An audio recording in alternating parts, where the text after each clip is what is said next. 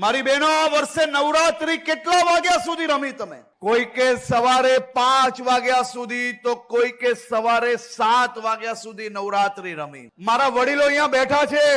આ કોંગ્રેસના શાસનમાં તમે દીકરા દીકરીને આટલી રાત્રે બહાર મોકલી શકતા હતા, અને આજે વહેલી સવારે તમારી દીકરી એકલી એક્ટિવા પર જઈને નવરાત્રી માં અંબાની ભક્તિને ગરબે ઝૂમીને પાછી ઘરે આવે, કોઈ પ્રકારનું ટેન્શન વગર.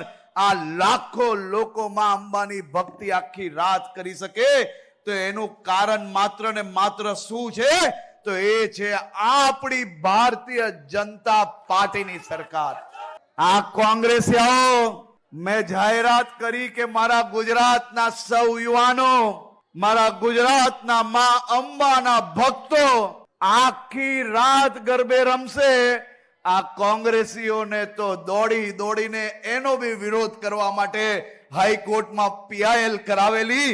એ આ કોંગ્રેસીઓને જવાબ આપવાનો સમય આવી ગયો. ભાઈ, માં અંબાના ગરબા આખી રાત ગુજરાતમાં ના રમી શકે તો શું પાકિસ્તાનમાં જઈને રમશે? આપણા ગુજરાતમાં ગરબા રમવા આખી રાત માટે છૂટ આપવી જોઈએ કે ના આપવી જોઈએ? જેને લાગતું હોય ના આપવી જોઈએ, મારી જોડે ના બોલે. ગુજરાતમાં આખી રાત ગરબા રમવા જોઈએ કે ના રમવા જોઈએ? અને વટથી રમાડ્યા કે નહીં?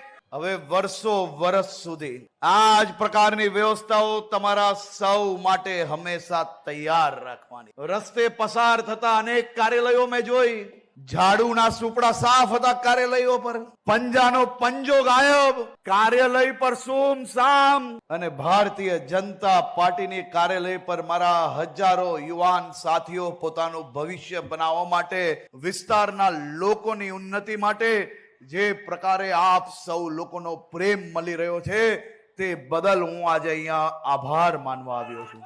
આ કોંગ્રેસીઓના પેટમાં આજકાલ બહુ દુખે છે.